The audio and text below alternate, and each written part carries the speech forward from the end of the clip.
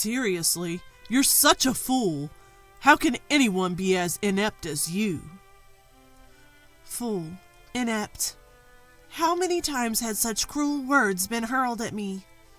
I had vowed my eternal love to him, truly believing that we could find happiness together. That was the idea, at least, when we got married. But when I came to my senses, the so-called love had vanished somewhere.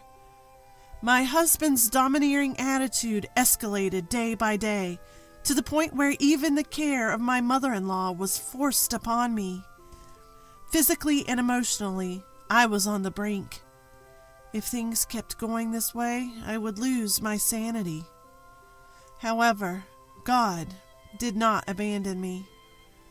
The person who reached out to me, teetering on the edge of despair, was none other than my mother-in-law, whom I was taking care of. My name is Mary Wagner, 30 years old. After graduating from university, I worked in a publishing company. I quit my job at the time of marriage, and now I'm a full-time housewife. My friends say they envy me. How lucky you are to be a housewife. Your husband must be earning well, they say. But my married life isn't all that happy. In fact, it might be closer to hell. The cause of this was my husband, Jack. We met through work and got married after 2 years of dating. Jack, 3 years older than me, had a slightly cool side to him, and we weren't exactly the lovey-dovey couple. Still, I loved him for his solid self-identity and mature composure. I thought we could live a peaceful, happy life together. That was my expectation. But the moment we became a married couple, his attitude completely changed. Jack, to put it plainly, was a patriarch. I realized this a few days after our marriage. I, who had listened to his desire for me to become a full-time housewife, began to devote myself to household chores from the day after our marriage. That day, too, I had made dinner in time for Jack's return and was waiting for him. Jack comes home a little past 7 p.m. He then, looking at the dinner on the table, suddenly raised his voice. Hey, what's this meal? Huh? It's a gratin and salad, plus a pottage soup. Don't mess with me. If you're going to prepare a meal for your tired husband, it should be a full-course meal. I'm sorry. The last time you said it was delicious, so... That's not an excuse. Why can't you even do such simple things? You're really over as a woman. You're just too incompetent. You don't have to say it like that, I mutter with a bit of a troubled expression, and Jack glares at me. Then suddenly he threw the salad-filled dish onto the floor. At this unexpected act, a scream-like voice slipped out. "What are you doing?" Huh? It's because you, as a wife, can't even do the bare minimum, right? That's why I made it clear to you. You don't have to disrespect the food like that. Shut up. If you have time to make excuses, use your deficient brain to think more about how to become suitable as my wife. You fool. Fool? I'd been called that for the first time in my life. Sure, I've been scolded by my parents, and I've argued with my brother and friends, but I've never been subjected to such cruel words. More so, being told such things by the husband I love. It was only a few days since our marriage. I never imagined that he would throw the food on the floor just because he didn't like the dinner menu. That being said, I'm a housewife, and I'll continue to be dependent on him for our livelihood. I can't go against my husband. As a newlywed, the last thing I wanted to do was upset my husband. Since that day, I've been treading on eggshells around him. I'm extremely cautious not to step on his landmines. Every piece of laundry must be ironed meticulously. The loaded potato soup should be simple, and the seasoning of the side dishes should be well seasoned. Cleaning, even a single strand of hair on the floor, is not allowed. Living under such pressure, my nerves gradually wore thin. But without regard to me, his patriarchal dominance continued to escalate. Hey, this shirt has a crease left in the sleeve. Don't you have eyes? I'm sorry. I'll iron it right away. I'm leaving for work now, you know. You're always so slow. I'll do it right away. You won't have time for that. Damn, you're so annoying first thing in the morning. How much more do you need to upset me to be satisfied, you incompetent woman? I'm sorry. Really, really sorry. Whenever I made a mistake, I immediately bowed my head in apology. This was also something ordered by my husband. Depending on the severity of the mistake, the level of my apology changes. This time, I was forgiven just by bowing, but when it's really bad, I have to kneel down in apology. When my mistakes continue, he sometimes even pointedly presents me with a filled-out divorce document. It's scary how you get used to things, and if you keep living like this for a year, you start to feel like you're absolutely worthless. But I can't divorce him, not in my current jobless state. I can't tell my parents, who were so happy for our marriage, that I got divorced, especially not in such a short time span. The thought of continuing to be scolded by my husband forever filled me with despair for my future. As always, I was preparing dinner this day and waiting for him to come home. My daily routine is to finish cooking before 7 p.m. and have everything ready for him to eat at any time.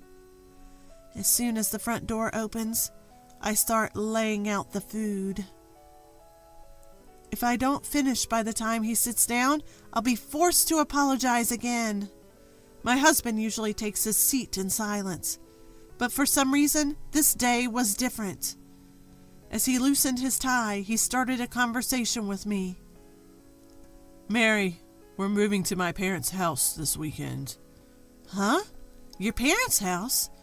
You mean your mom's place? Yeah, that's right. Have all our stuff packed by then. Why all of a sudden? Jack, you've always said that you didn't want to go back to your parents' house. In response to my probing question, his cold gaze pierced me. I instinctively shut my mouth, and after a pause, he opened his. My mother fell, and it's hard for her to live on her own now. What? Then we should go there right away. She's been hospitalized for a week. We're moving when she gets discharged this weekend. And I see that's what happened. But why all of a sudden? You were so against going back to your parents' house. You can guess why, can't you? Because I can inherit wealth. Wealth? As if he was delighted by his mother's situation, he continued the conversation. Listen, my father was just an ordinary guy, but my mother's family is rich, so she has a decent amount of money. What does that have to do with what happened this time? If I act dedicated during this time, I might be able to get a hefty inheritance, right? If we, as a couple, rush over, I'm sure she'll give us the whole inheritance. For such a reason? Isn't that a bit disrespectful? Shut up. You're being supported by me, so just listen quietly. I'm sorry. Being yelled at loudly, I instinctively apologized as usual. In front of my downcast self, he proclaimed with a triumphant look. Listen, you're the one who's going to take care of my mom. From now on, you're going to work as my maid at my parents' house for the rest of your life. Maid? You mean like that? Don't talk back. Who do you think is providing for your current lifestyle? It's thanks to Jack. Right? Depending on how seriously you take care of my mother, the amount of inheritance we can get will change. So don't slack off in the care, understand? Urged to reply by him, I responded softly, "Yes." Seeing my obedience, he showed a satisfied smile before starting his dinner. Forcing me to care for his mother just for her inheritance? He doesn't think of me as his wife at all. To him, I'm just a housemaid. Although I knew this, being told so directly was quite a shock to me. Even so, I didn't have the courage to talk back.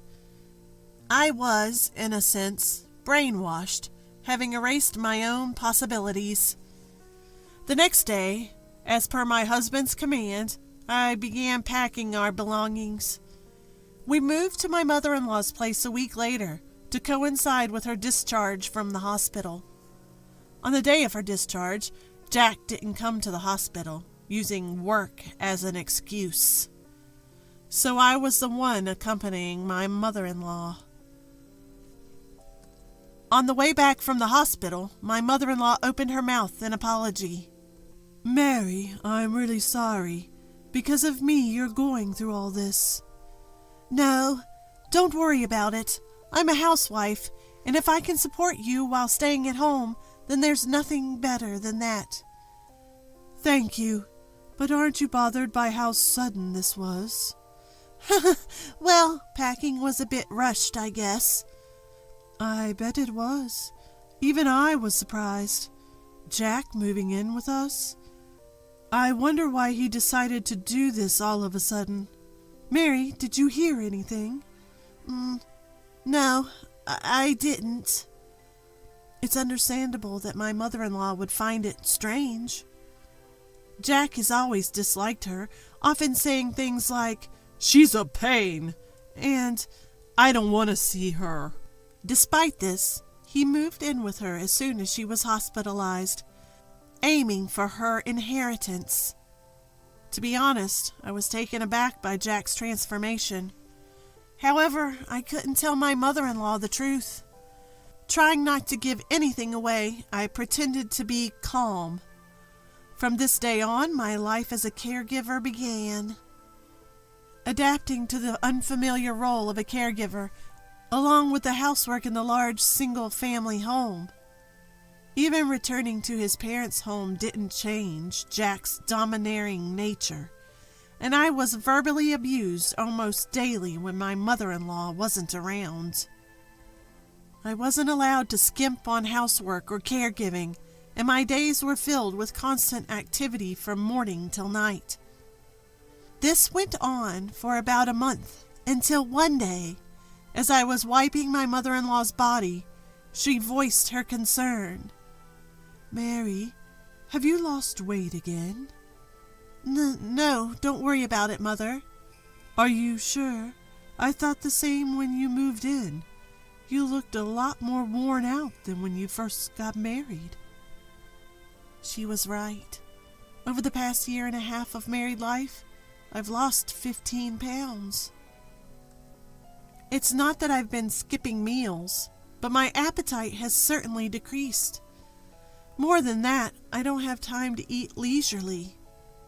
My mother-in-law noticed the changes in me that even Jack hadn't. Just that fact alone made me feel a little less lonely. Not wanting to worry my mother-in-law, I forced a smile. "Don't worry about me, Mother. Just being able to have these nice chats with you every day makes me happy." "Mary, let's stop this gloomy talk. Should I wipe your other hand, Mother?" Yes, please." Then my phone suddenly rang. "Oh, it looks like it's Jack." At my mother-in-law's words, my body tensed. Jack had ordered me to answer his calls immediately. However, as I was holding a wet towel, I couldn't answer right away. But I knew if I didn't respond promptly, Jack would be furious again. Using my elbow, I managed to hit the answer button and switch the call to speaker. "Hello?" I replied. The moment I answered, a loud, angry voice came from the other end of the line. Hey, don't mess around, it shouted. Why didn't you answer immediately? I'm sorry, I was a bit occupied.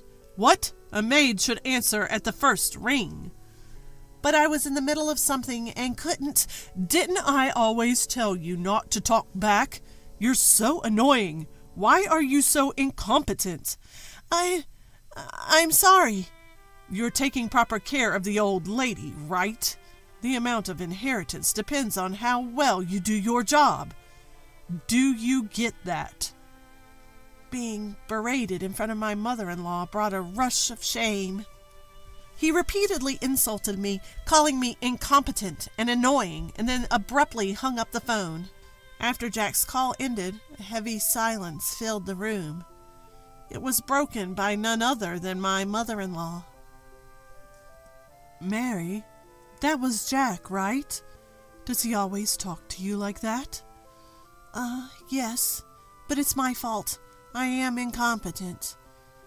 What are you saying? You're such a kind and good girl. Mom. I can't overlook this, Mary. It's time to get back at him. Huh? My mother-in-law then suggested a plan. Following her instructions, I threw all of Jack's belongings into the yard and locked the front door. Together we waited for Jack to come home. A few hours later, we could hear rattling noises from the entrance. It must have been Jack, but of course the locked door wouldn't open.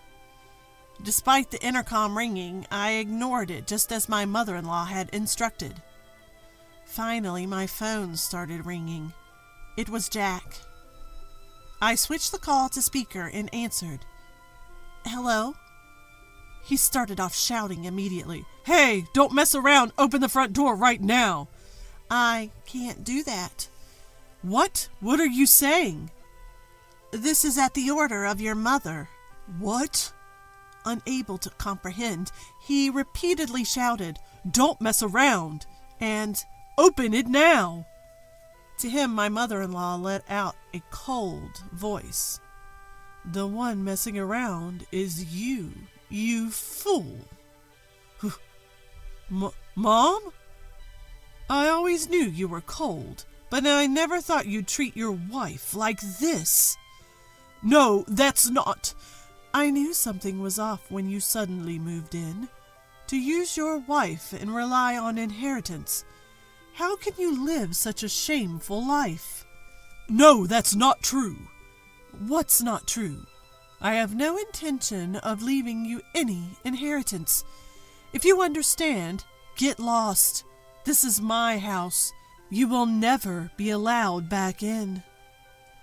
Flustered by my mother-in-law's words, Jack began pounding on the door. Through the phone, I could hear him begging, Please, do something. I have an ally, my mother-in-law. I won't be brainwashed any longer. With resolution, I said firmly to Jack on the phone, I want a divorce. I can't go on with you anymore. What? What are you saying? Shut up. I'm done being married to a man like you. I don't waste my life anymore. I won't give up on my own life. I've decided to carve out my own happiness. Don't joke around. You can't live without me. There's nothing I can't do. No matter how tough it gets, it's better than being with you. I will overcome anything. I will no longer need you in my life. I refuse to have a trash like you. I abruptly hung up the phone and blocked his contact. His yelling could be heard from outside, but it eventually changed to cries of despair. My mother-in-law reported this to the police. For his nuisance behavior, he was taken away by officers. I used the divorce papers he had given me before to formally divorce him. On top of that, I sued him for compensation through a lawyer for mental and physical distress. With the witness of my mother-in-law, the proceedings went smoothly. After paying the lump sum compensation to me, Jack's savings were exhausted. In addition, he lost his position at his company after they found out about his police records, and he was reduced to an ordinary employee. Naturally, my mother-in-law refused to pass down her inheritance to Jack. After a discussion with the lawyer, in accordance with my mother-in-law's wish to leave everything to me, it was decided that she would transfer me about $1 million per year. I continue to care for my mother-in-law at her house. It's about the only thing I can do for her now. Mary, I'm so sorry for always troubling you. Even after divorcing Jack, you're still taking care of me. Why are you saying that, Mom? I should be the one thanking you. Really, I'm so fortunate to have a daughter like you. Same here. Let's keep supporting each other, okay? My life with my mother-in-law is filled with more smiles than I could have imagined. I'll do my best to do what I can for her until the end of her life.